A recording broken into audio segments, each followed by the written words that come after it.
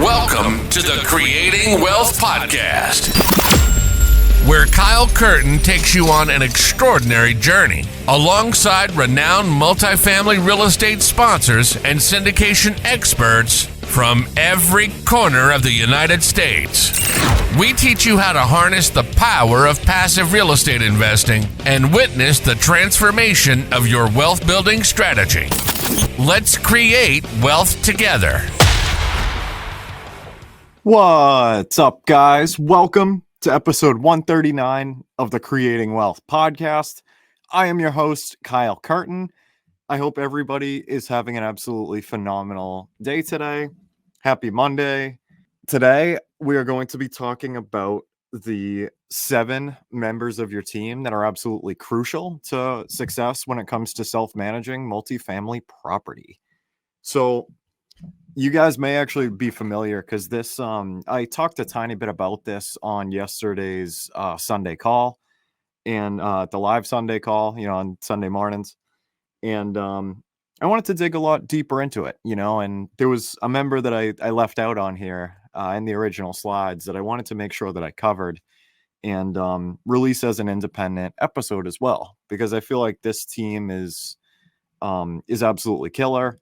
It's helped me tremendously when it came to, when it comes to my building in Leominster, definitely a very repeatable process, for having the particular roles on this team in sequence.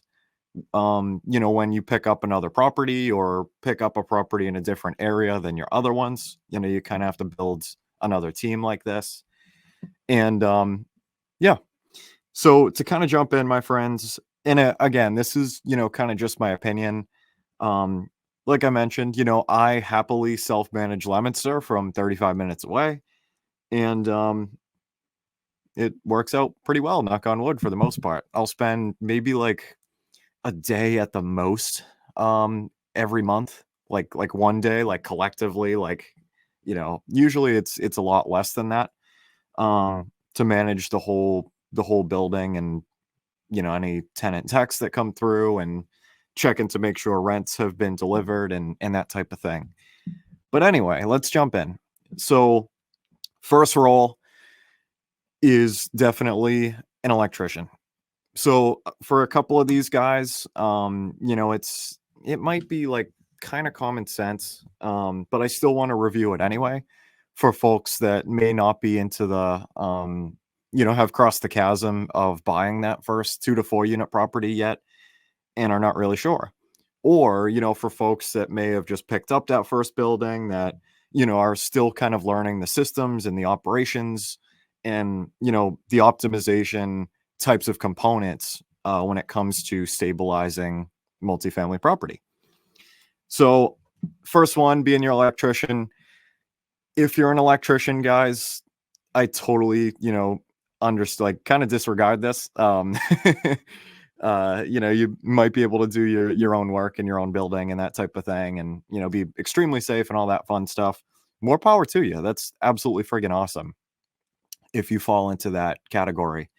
But if not, you absolutely want to have an electrician on deck. Actually, multiple. You want to have, in a best case scenario, you have multiple roles of each of these members on the team. So essentially, basically, what happens here is pretty much, you have like all these members and you think about it like an NFL football team or like an NHL team or something. And I first heard this analogy from a good buddy from a few years ago named Nate Swift. And he actually was on a very, very, very early episode of the podcast, like insanely early. And it was cool, kind of like, bringing up, this conversation and that type of thing. And essentially, so basically, best case scenario, you have multiple roles, multiple different lines, of this team that you have. So when the folks that are in, your first string or your, top offensive line, whatever, may not be available. Maybe they're busy, maybe they're sick, maybe they're not in business anymore. There's 1.5 million different reasons that they are not available. You know what I mean? So yeah, so you have your electrician. Obviously, once in a while you have electrical issues, in buildings most of the time. Up in the Northeast, our buildings are typically over 100 years old at very least. I mean, there are like new construction multis and stuff like that, but they're not common at all. Um, generally speaking, there's a lot of B to C class, takes up the vast majority of the inventory in a lot of these particular markets up in Middlesex County, Worcester County, across Massachusetts and parts of New Hampshire, etc. So, there could be knob and tube in the walls, very good chance of that. You could have, fuse boxes with the little circle fuses. I have actually, I don't think I've talked about this yet. I have one right behind me that used to be in my kitchen, and this thing scared the crap out of me. It's actually, I'll tell that story on another podcast, but maybe I'll do that one for Wednesday. We'll see. But basically, sorry, I was just making a quick note there. I might do that actually. You might hear a story about a fuse box in about 2 days. You may or may not. But anyway, so typically, electricians can do, all kinds of things. I mean, from like basic electrical issues to like breakers that, need to be replaced occasionally. Or like if you're having like a mini split put in or, something of that nature. If you need like a sub panel, like, panels fuse boxes replaced with breaker panels, the list goes on, you know what I mean? But these are items that you 100%, need to delegate if you're not an electrician, because you don't want to be toying around with stuff like this, guys, especially in, our buildings in our neck of the woods that, have extremely old wiring, and it's kind of a dangerous game potentially. So your first team member, absolutely your electrician. Your second, you're probably not surprised, is going to be a plumber. Same type of thing, guys. I mean, many of the main drain lines, the main building drain lines for our buildings around this neck of the woods are cast iron. If they've been there for years and years and years, there might be a chance that, they're starting to kind of rot away because they've been there for ever and ever, for decades straight. And as well as, just other issues, like occasionally you have, like sinks that back up, like if tenants are, dumping things down the sink that absolutely should not be, or, not taking like the grease out of, not like throwing it out or something, like dumping it down the sink, whatever. Occasionally things happen, or you need like toilets replaced, etc. Like it's a lot easier and potentially a lot, it just will make more sense by hiring a plumber for that type of stuff. In addition to water heaters as well. So if you get a multi, I mean, more often than not, it's not the case 100% of the time, but it's pretty damn close. You're going to have, separate water heaters for each unit, so if you get a 4-family, you get 4 water heaters. For bigger properties, I can't really speak to at the moment, but, so you could have a good amount of these things, you know what I mean? And, they last different amounts of time, they don't make them like they used to. So plumbers are the guys or gals that, will replace those units when they crap out on you, because it does happen once in a while. So in the number 2 spot, absolutely a plumber. Number 3 spot is a handyman or a handywoman. They are absolutely phenomenal for like miscellaneous projects that you're not really sure who to give it to. It might not necessarily be 100% like one trade or the other. Usually these folks are pretty, pretty talented and skillful in a lot of different aspects of different trades, kind of like a master of all trades. I mean, jack of all trades, master of none type of thing.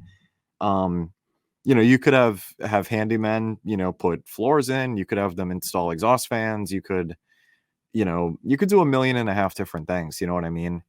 And they're a very, very, crucial person to have on your team, especially like I said, when there's like weird stuff that happens like with your tenants, or like, I don't know, like maybe like like a cabinet door or something like falls off or something, like, I don't know, you know what I mean? Like just kind of like miscellaneous stuff. A handyman is absolutely a crucial person to have on your team. To take care of some of the issues that do come up once in a while with miscellaneous kind of stuff. There those, that type of role is definitely um, very powerful role, to have on your team. Number 4 spot, in my opinion, is a investor familiar attorney, real estate attorney. Massachusetts is an attorney state. You absolutely want to have a kick-ass attorney on your team. Massachusetts, most of you guys listening to this are going to be in Massachusetts or New Hampshire, but are very close to Massachusetts. You know that Mass is an incredibly, tenant-friendly state in terms of, regulation and political, kind of the direction that they sway and that type of deal. You want to have an attorney by your side. And basically, you never know, when situations come up with like leases, or like, you're not sure how to like word something a certain way in a lease, like to make sure that it's, lawfully binding in the event that you had to. Or, if there's a situation that occurs with a tenant, like you want to have the ability to leverage proper legal, advice. You know what I mean? Like you don't want to be playing around with the law and kind of hoping you make the right decision. And like, maybe it did, maybe it didn't. Like, it's everybody's risk tolerance is different, but this is somebody you definitely want to have in your back pocket, in the event that you have to, you know what I mean? And I have an attorney that I absolutely swear by up and down, like there's no tomorrow. Um, and, yeah. Feel free, if you need an attorney in Massachusetts, feel free to, reach out to me on Facebook or anything at any time. And, happy to link you up with my awesome gentleman. And yeah, so that puts us at number 5. And this is the one that I unfortunately forgot when I was doing the presentation yesterday. That's an appliance person and like an appliance, technician. So this was one that I haven't really heard talked about that often on like Biggerpockets and in popular multifamily conversation. And I'm not sure why. And I ended up finding out about an appliance person because uh, a short time after I bought Lemonster, one of my tenants was telling me that I believe it was her fridge that wasn't working. And, the fridge came with the property. Like, it wasn't super old, but it definitely wasn't, a brand new stainless steel one by any means. But basically, your options are like automatically, the one option that comes to your head is like, oh, well, it's had a good run. It's, I couldn't even tell you how many years old it is. And maybe it's just time to replace it and, go on Home Depot and order another one. But that's not always the case, guys. So I ended up finding a company that I absolutely love, that I've used time and time again. And there's a point that I want to make here. Keep in mind, guys, right? Think about how many appliances, like major appliances, can be in one unit alone of multifamily. You're going to have some sort of stove, whether it's electric or gas. You're going to have a refrigerator of some sort. You could have a dishwasher in there. You probably have a washing machine and a dryer, either in the basement or, if you're cool as hell, you have it in the units. So think about it, like you could potentially have between 3 to 5 appliances per unit in your building. So if you have a 3 family, that could be, anywhere from, 9 to 15 appliances, like major appliances in your building alone. And I mean, I made the point earlier today, guys, that like the, even living in, a condo, like a 1-bedroom condo, occasionally you're going to have, some of these appliances go on you. They don't last forever, unfortunately. At least yet, you know what I mean? But some of these things happen, and it's gonna be your tenants that basically will just kind of like text you one day and be like, oh, like, hey man, the washer machine's leaking or something. I got that text a few days ago. And I texted my appliance guy, and he put it on his schedule and bada boom. And that's one of the reasons why I'm writing this or documenting this podcast as well, is because that's the type of power that you can have and make it a heck of a lot easier to self-manage when you build this team around the property that you have. Even if you're owner occupying, guys, you can't do everything, nor should you, in terms of like, the time versus the value of your time, as well as the capital dynamic. But yeah, so an appliance person, definitely key. That's one, like I said, that I underestimated until I got that first call that the fridge wasn't working, and they might be able to do something to get it going again, get it going the same day. Maybe not, they'll tell you that it's shit out, then you go to Home Depot and buy another one, right? So you never know. You might be able to get out of a bind, or even like a stove or something like that. You know what I mean? Like, you never know. So that's definitely a very, very important member of your team that I can't stress enough, is your appliance person. Next one, that puts us at 1, 2, 3, 4, 5. Number 6. Those are your investor friends. The reason why I like this one a lot is because I feel like I can kind of, feel what some of you guys listening to this might be feeling of like, oh crap, like I only have like, 2 of these people. Like I don't have like, 3 or 4 of each. Like I need to go, scrub, Angie's List or something like that. Like, to get all these people lined up and all that. It's not like that. And I say that because I originally was like that as well. Before I bought Lemonster, I was basically trying to kind of like tee up, like basically build the team before I bought the property. And yeah, like it's a good action to do, but it might not be necessary right away. You know what I mean? Like, so my point is the bigger your network, especially with, investors that are in the same neck of the woods that you're in the same market, they're going through the same things. You know what I mean? They probably have had, a lot of similar experiences that you have. We all tend to be cut from the same cloth. And essentially, the more friends that you have with, a mutual, friendship to help each other grow and that type of thing, the more relationships that you're going to have from past experiences with some of these vendors. So for example, if you have like, something going on with like you had a water heater die on you, you could text your buddy and be like, oh, hey man, like who have you liked for a plumber, around Gardner or Lemonster or wherever, you know what I mean? And hopefully, they'll be able to hook you up, and maybe, they have a really good relationship with that vendor and be like, oh, just tell them like, Kyle sent you or David sent you or whatever, you know what I mean? And the value of that relationship might weigh out, a little bit higher than just Googling the first company that you see, calling them up and trying to get them out, and potentially paying for an emergency visit and like getting charged up the ass. And like, that's kind of going to the extreme, but it's a very real possibility that could potentially be avoided by implementing the strategy with this team, So yeah, investor friends is a big one. They can basically take care of you in all of these areas because again, guys, 99.9% of investors are totally down to help each other. That's sharing advice, that's sharing relationships, sharing vendors, keeping their eyes out for different properties that maybe they won't like, but maybe, you have an interest in.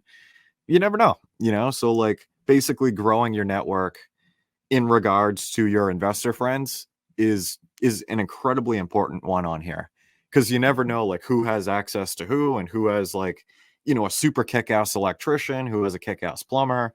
Like, if you guys are friends and technically, and totally open to helping each other, you're in a sense like indirectly pooling a lot of really valuable resources together that could be in the same very small town, which is a force to be reckoned with, because again, the point that I want to make too here, guys, the vendors that you might like right now, and have done some good work for you, hopefully, they stick around and everything goes well. They won't all the time. I had a handyman that I absolutely loved. I paid him multiple thousands of dollars, just for like miscellaneous little projects around the house and like, putting exhaust fans in weird places. And, he did a lot of jobs for me, and I paid him pretty freaking good. And he ended up burning me, and I'll never use him again. So, I'm always on the search for, new vendors and that type of thing. But I'll tell you, it's a lot easier when you can just text one of your investor friends that you're close with and be like, oh, hey, I'm in a pinch. Do you have a handyman that you like? And you never know. You might, oftentimes, guys, like more often than not, you're going to get like a screenshot of somebody that they've used, or depending on, like how your friendship is and that type of thing, they might potentially, ask some of their friends that, maybe have had more experiences and kind of like leverage their network and ask like, oh, hey man, my buddy's looking for a handyman. Do you happen to know anybody? And continue like expanding that network, to help you out at the end of the day, and you never know, you know what I mean? So I'd say like the biggest one on this list, in my opinion, is the investor friends. You know what I mean? Because you can fulfill the rest of these spots from having a solid network of investor friends. So which is always cool. And last but not least, my friends, number 7 out of 7 is a grass or snow plowing person. So, somebody to cut the grass, run a weed whacker around the house, a few times a month or something like that. In the snow, this one is absolutely huge. If you guys aren't in New England and, are in like a beautiful climate, like freaking, I don't know, California or something like that, you don't have to deal with this, and you're lucky. But if you're in a lot of different parts of the country, you're going to have to deal with snow in one shape or another. In New England, we can go from like -3 degrees outside to like 103. Sometimes it's like a month apart. Not that drastic, but you get the point that I'm trying to make. It's pretty crazy, but yeah. So like the biggest one, with those two companies. So one thing too is like they might potentially be the same company. So they might, do landscaping and lawn service and that type of thing in the spring, in the summer, in the fall. They might do like, leaf cleanup in the fall if that's, if you're have like trees around and that type of thing. In the wintertime, they might switch over to plowing, snow removal, etc. So you might be able to find one contact that serves both. They're definitely out there, and the reason why I like this one so much is because, I'll paint you a picture. Like right now, I'm recording this on January 28th at 7:46 p.m. And we're supposed to be getting like, I don't know, like 5 to 8 inches of snow. I don't know if it started already, where I am, but basically I'm not worried at all about my building that's 35 minutes away, because I know I have an absolutely kick-ass, plow gentleman, that has a small company and in a bunch of trucks that have come out to the property before, cleaned up the whole driveway. And, I pay him on Venmo, you know what I mean? So it's like, he keeps me super updated. Like, I love this dude, you know what I mean? And I know that that's something that I don't have to worry about, or potentially have to trek over to Leominster to like shovel, which is like freaking insanity, for the parking lot that I have. Instead, you can just delegate it, and like, especially in crazy snowstorms, like in a way, it doesn't really matter, how much snow comes out there. You're going to have to write a check or a couple checks potentially, depending on how many passes they do to the driveway. But that role is absolutely critical, especially if you're up in the Northeast, like myself and many other members of our community. But yeah, so I'm curious if you guys have any more, of these members there. I absolutely love these 7.